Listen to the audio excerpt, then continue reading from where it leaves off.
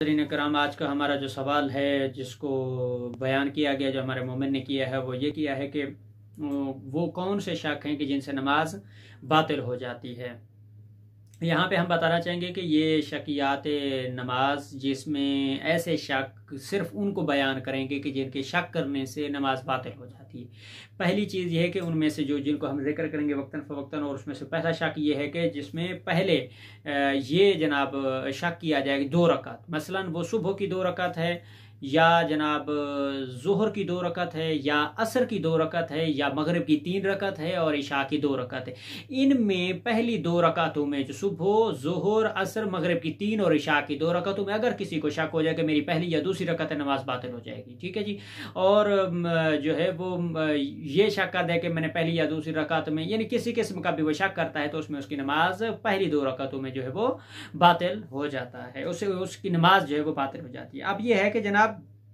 अलबत्ता नमाज मुस्तहब और नमाज एहतियात की रकातों की तादाद के बारे में शक नमाज को बातिल नहीं करता। रकातों की तादाद के शक को जो है वो परवाह नहीं करेंगे, उससे वो नमाज जो है वह बातिल नहीं होती। और 3 रकाती नमाज की तादाद के बारे में शक हो जाए तब भी नमाज बातिल होगी, जिस तरह मगरिब की 3 रकात नमाज है। और 4 रकाती नमाज में कोई शक करे कि उसने 1 रकात पढ़ी है या ज़्यादा पढ़ी है, तब भी उसकी नमाज बातिल हो जाएगी। और इसी तरह 4 रकाती नमाज में दूसरे सजदे में दाखिल होने से पहले नमाजी शक करे कि उसने 2 रकातें पढ़ी हैं या ज्यादा पढ़ी हैं, तब भी उसकी नमाज बातिल हो जाएगी। और इसी तरह 2 और 5 रकातों में, या 2 और 5 से ज्यादा रकातों में शक करे तो ये शक भी उसकी नमाज को बातिल कर देता है। और इसी तरह 3 और 6 रकातों में, या 3 और 6 रकातों से ज्यादा कोई इंसान शक करे कि मेरी तीसरी रकात है या छठी रकात है, या इससे भी ज्यादा कोई रकात चल रही है, तब भी उसकी नमाज बातिल हो जाती है। और नमाज की रकातों में शक करना, ये जानता हो कि कितनी रकात पढ़ चुका है,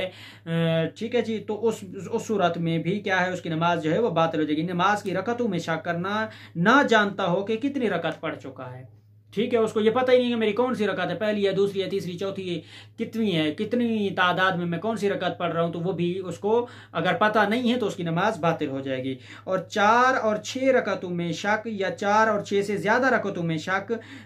जिसमें हम बता रहे हैं कि अगर इंसान को नमाज बातिल करने वाले शकूक में से कोई शक पेश आए तो बेहतर यह कि जैसे ही उसका शक मुस्तहकम हो, नमाज ना तोड़े, बल्कि उसका इस कदर गौर व फिक्र करे कि नमाज की शक्ल बरकरार जो है वो ना रहे, या यकीन या गुमान हासिल होने से ना उम्मीद हो जाए, तो फिर नमाज को तोड़े, वाइल्ला नमाज ना तोड़े। अगर वो उस शक को यकीन की तरफ बदल के ले आता है कि मेरी जनाब दूसरी रकात थी, तीसरी है, तीसरी थी तो चौथी है, जिस हालत में भी वो अपने आप को यकीन की तरफ ले आता है कि मैं तीसरी रकात में ही था, मैं तीसरी में ही था, मैं चौथी में ही था, तो जो 4 रकाती नमाज है, तो उसमें अगर वो अपने शक को यकीन की हालत में ले आ सकते तो फिर उसकी नमाज दुरुस्त है। अगर नहीं ले आ सकता और किसी तरह गौर व फिक्र करने के बाद, इत्मीनान और तसल्ली हासिल करने के बाद भी अगर वो नहीं पहुंच सकता, तो फिर वो अपनी नमाज को छोड़ देगा और असर नौ जो है अपनी नमाज को मुकम्मल करेगा।